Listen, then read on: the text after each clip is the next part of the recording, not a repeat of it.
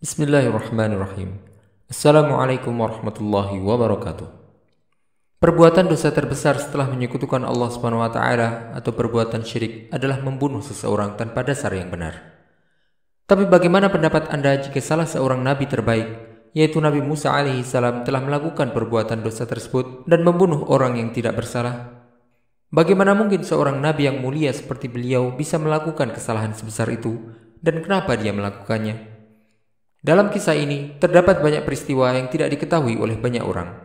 Dalam video kali ini, kita akan menceritakan kisahnya secara lengkap beserta detailnya yang menarik insya Allah, yang tentunya didasarkan atas dalil dari Al-Quran ataupun Sunnah.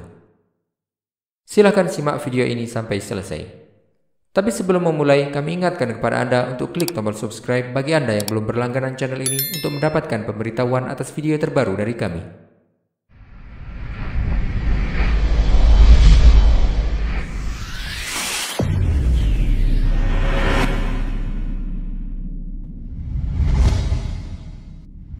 Setelah ibunda Nabi Musa alaihissalam meletakkan anaknya di sungai Nil karena mengkhawatirkan anaknya akan dibunuh oleh tentara Fir'aun, Allah SWT mentakdirkan bayi Nabi Musa tersebut sampai di istana Fir'aun dan ditemukan oleh Asia, istri Fir'aun.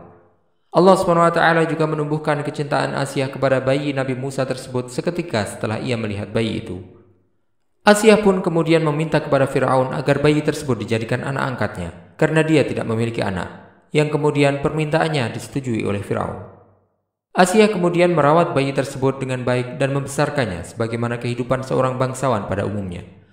Nabi Musa kecil pun tumbuh dalam kehidupan yang sejahtera, tanpa menemui kesulitan apalagi penyiksaan dari Fir'aun sebagaimana yang dirasakan oleh kaumnya dari Bani Israel. Nabi Musa alaihissalam makan makanan terbaik dan memakai pakaian termewah. Beliau juga sering menyertai Fir'aun dalam perjalanan-perjalanannya keluar istana. Pada suatu hari, Fir'aun keluar bersama rombongannya di salah satu kota di Mesir. Saat itu, Nabi Musa belum bisa untuk menemaninya pada hari tersebut. Nabi Musa kemudian memutuskan untuk menyusul rombongan tersebut sehari setelahnya, hingga beliau pun sampai ke kota tujuan rombongan Fir'aun. Para pengawal Fir'aun dan penduduk Mesir kala itu senantiasa merendahkan orang-orang Bani Israel. Mereka memperlakukan Bani Israel dengan kezaliman dan kesombongan, serta tidak memberikan hak-hak mereka tanpa alasan yang benar. Hal tersebut dilakukan atas pengetahuan Fir'aun dan atas izinnya. Sesampainya Nabi Musa ke kota itu, beliau ingin untuk berjalan-jalan keliling kota tersebut. Beliau sampai di kota itu pada siang hari, di mana orang-orang pada waktu tersebut biasanya lebih memilih tinggal di rumah mereka karena teriknya matahari. Ketika Nabi Musa berkeliling di penjuru kota, beliau mendengar suara orang bertengkar dan teriakan. Beliau pun mendekat untuk mengetahui apa yang terjadi. Nabi Musa dikejutkan dengan adanya dua orang yang sedang bertengkar dan berkelahi. Tidak ada seorang pun di sekeliling mereka, serta tak ada orang yang melihat mereka. Nabi Musa bergegas mendekati mereka untuk memisahkan pertengkaran itu. Ternyata pertengkaran tersebut adalah antara seorang dari Bani Israel dan orang Mesir, pengikut Fir'aun. Allah SWT menyebutkan peristiwa itu dalam Al-Quran. وَدَخَلَ الْمَدِينَةَ عَلَى حِينِ غَفْلَةٍ مِّنْ أَهْلِهَا فَوَجَدَ فِيهَا رَجُلَيْنِ يَقْتَتِلَانِ هَذَا مِنْ شِيعَتِهِ وَهَذَا مِنْ عَدُوِّهِ. Dan Musa masuk ke kota Memphis ketika penduduknya sedang lengah. Maka dia mendapati di dalam kota itu dua orang laki-laki sedang berkelahi. Yang seorang dari golongannya, Bani Israel, dan seorang lagi dari pihak musuhnya, yaitu kaum Fir'aun. Orang Mesir tersebut ingin menyuruh orang Bani Israel untuk bekerja, tapi orang Bani Israel itu menolak. Hal tersebutlah yang kemudian menjadikan mereka bertengkar dan berkelahi. Ketika Nabi Musa mendekati mereka, orang Bani Israel itu mengenalnya. Waktu itu orang-orang Bani Israel merasa bangga karena Fir'aun telah mengangkat Nabi Musa sebagai anak angkatnya. Mereka menganggap bahwa Nabi Musa adalah bagian dari Bani Israel karena ibu susunya adalah orang Bani Israel juga. Orang Bani Israel tersebut berkata kepada Nabi Musa, "Tolonglah aku, wahai Musa." Nabi Musa pun kemudian bersimpati kepada orang yang merupakan salah satu kaumnya tersebut. Beliau ingin membantu agar orang tersebut tidak dizalimi, sehingga Nabi Musa kemudian mendekati orang Mesir itu dan mendorongnya untuk menjauhkannya dari orang Bani Israel yang meminta tolong tersebut. Nabi Musa alaihissalam dikenal dengan kekuatannya yang luar biasa, yang tidak dapat dipercaya. Maka seketika orang Mesir itu pun terjatuh dan mati. Hal itu terjadi hanya karena satu dorongan yang dilakukan oleh Nabi Musa. Allah SWT menceritakan kisah tersebut dalam Al-Quran. فاستغاثه الذي من شيعته على الذي من عدوه فوكزه موسى فقضى عليه. Orang yang dari golongannya meminta pertolongan kepadanya untuk mengalahkan orang yang dari pihak musuhnya. Lalu Musa meninjunya, maka matilah musuhnya itu. Nabi Musa pun kaget dan ketakutan karena kejadian tersebut. Beliau sama sekali tidak bermaksud untuk membunuh orang itu. Sebagaimana beliau juga tahu bahwa orang-orang Mesir tidak akan tinggal diam dengan kematian salah seorang dari mereka. Tetapi untungnya tidak ada orang yang menyaksikan kejadian itu, kecuali orang Bani Israel yang meminta tolong kepada Nabi Musa tersebut. Tentu saja Nabi Musa tidak bermaksud untuk membunuh lelaki itu. Beliau hanya ingin menghentikan perbuatan zalim yang dilakukannya dan melerai mereka berdua. Meskipun demikian, Nabi Musa tetap mengakui kesalahan sebagaimana yang disebutkan oleh Allah SWT dalam Al-Quran.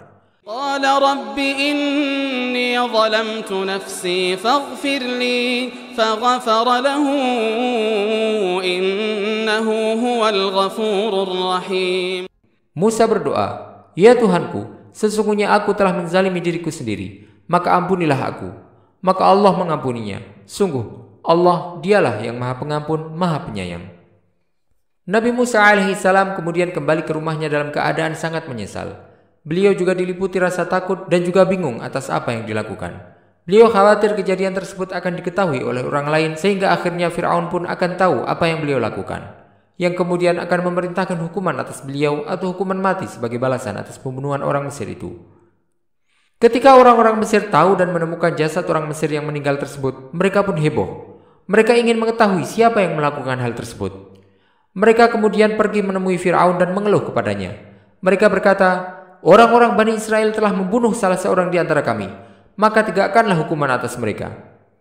Fir'aun menjawab, "Datangkanlah pembunuhnya kepadaku. Bawa juga saksi yang melihat kejadian tersebut.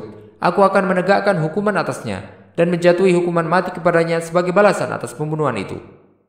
Nabi Musa alaihissalam kala itu tengah berjalan-jalan di dalam kota dalam keadaan bersedih atas apa yang terjadi dan juga takut kesalahannya akan diketahui oleh orang. Tiba-tiba beliau mendengar ada orang yang sedang bertengkar di dekatnya. Beliau pun mendekat untuk melihat apa yang terjadi. Nabi Musa mendapati orang Bani Israel yang telah ditolongnya kemarin. Saat itu orang Bani Israel tersebut sedang bertengkar lagi dengan orang Mesir yang lain. Ketika melihat datangnya Nabi Musa, orang Bani Israel itu berkata kepada beliau, "Wahai Musa, tolong aku dan jauhkan orang ini dariku." Nabi Musa alaihissalam marah terhadap orang Bani Israel tersebut. Beliau berkata, "Kau memang keterlaluan. Kau orang yang banyak mengeluh." Allah SWT menceritakan kejadian tersebut dalam Al-Quran.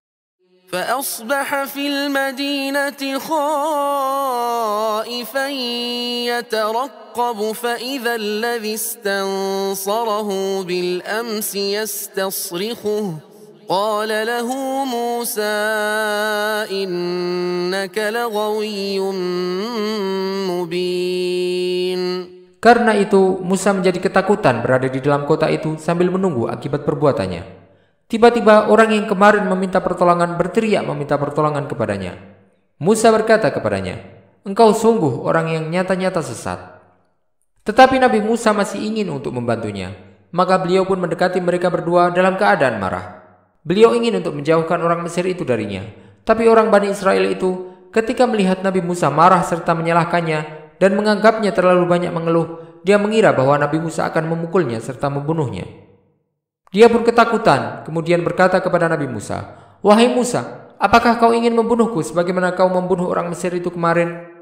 Orang Mesir yang ada di dekatnya itu pun mendengar apa yang disampaikan oleh Bani Israel tersebut. Dia pun takut dan mengkhawatirkan dirinya. Kemudian dia pergi kabur dan menghadap ke Fir'aun dan rombongannya. Dia kemudian menyampaikan kepada mereka bahwa Nabi Musa lah yang telah membunuh orang Mesir kemarin. Allah SWT menceritakan kisahnya dalam Al-Quran. فلما أن أراد أن يبطش بالذي هو عدو لهما قال يا موسى أتريد أن تقتلني كما قتلت نفسا بالأمس. Maka ketika Musa hendak memukul dengan keras orang yang menjadi musuh mereka berdua, dia berkata, "Wahai Musa, apakah engkau bermaksud membunuhku sebagaimana kemarin engkau membunuh seseorang?" Ketika Fir'aun mengetahui bahwasanya Nabi Musa lah yang telah membunuh orang Mesir itu, dia pun menjadi sangat marah. Dia memerintahkan kepada pasukannya untuk membawa Musa dan menghadirkannya ke hadapannya. Dia akan menjatuhkan hukuman mati kepada Nabi Musa sebagai balasan atas pembunuhan orang Mesir kemarin. Hal itu dilakukan Fir'aun sebagai peringatan agar tidak ada seorang pun dari kalangan Bani Israel yang berani untuk menentang orang Mesir maupun Fir'aun sendiri. Saat itu ada seorang yang beriman di kalangan rombongan Fir'aun yang mendengar apa yang disampaikan Fir'aun, bahwa dia akan menjatuhi hukuman mati kepada Nabi Musa. Dia pun bergegas keluar untuk mencari Nabi Musa dan memberitahunya tentang apa yang dia dengar, serta bahwa Fir'aun ingin menjatuhkan hukuman mati atasnya. Dia juga memberi saran kepada Nabi Musa agar keluar dari Mesir untuk menyelamatkan dirinya dari hukuman mati yang akan dijatuhkan oleh Fir'aun. Allah SWT menyebutkan kisah tersebut dalam firman-Nya, Qala ya Musa innal mala'a ya'tamiruna bika liyaqtuluka fakhruj inni laka minan nasihin. Dan seorang laki-laki datang bergegas dari ujung kota seraya berkata, "Wahai Musa, sesungguhnya para pembesar negeri sedang berunding tentang engkau untuk membunuhmu. Maka keluarlah dari kota ini. Sesungguhnya aku termasuk orang-orang yang memberi nasihat kepadamu." Nabi Musa alaihissalam mendengar nasihat orang tersebut. Kemudian beliau pun keluar dari Mesir dalam keadaan takut, sembari menoleh-noleh, khawatir akan ada orang yang mengejarnya. Beliau pun meninggalkan semuanya, tidak ada yang beliau bawa. Beliau juga tidak memberitahukan kepada keluarganya. Beliau berjalan ke arah kota Madian, dan beliau berdoa kepada Allah SWT agar menyelamatkannya dari kejahatan Fir'aun dan bala tentaranya. Peristiwa ini terjadi sebelum Allah SWT memanggil Nabi Musa dan berbicara kepadanya, serta mengangkatnya sebagai Nabi dan memberinya tugas untuk berdakwah dan menyebarkan syariat Allah SWT. Disebutkan bahwa ketika Nabi Musa alaihissalam keluar dari Mesir menuju ke Madian, beliau tidak mendapatkan makanan apapun kecuali dedaunan yang tumbuh liar. Beliau merasa sangat kelaparan dan kelelahan. Beliau pun berharap kepada Allah SWT seraya berdoa kepadanya, "Ya Tuhanku, sesungguhnya aku sangat memerlukan sesuatu kebaikan makanan yang Engkau turunkan kepadaku." Sesampainya di Madian, beliau menuju ke sumur untuk mengambil air dan menghilangkan dahaganya. Beliau pun mendapati banyak pengembala kambing yang sedang mengambil air di sumur tersebut untuk memberi minum kepada kambing-kambingnya. Kelanjutan kisah ini bisa Anda simak dalam video berikutnya yang bisa Anda temukan di akhir video ini atau dari link di deskripsi di bawah video ini. Wallahu ta'ala a'lam wa sallallahu wasallam wa baraka ala sayyidina Muhammadin wa ala alihi wa sahbihi ajma'in. Jika Anda menyukai video ini, kami ingatkan kepada Anda untuk klik tombol like dan juga subscribe channel ini sebagai bentuk dukungan kepada kami agar dapat menyajikan video-video bermanfaat lainnya kepada Anda. Wassalamualaikum warahmatullahi wabarakatuh.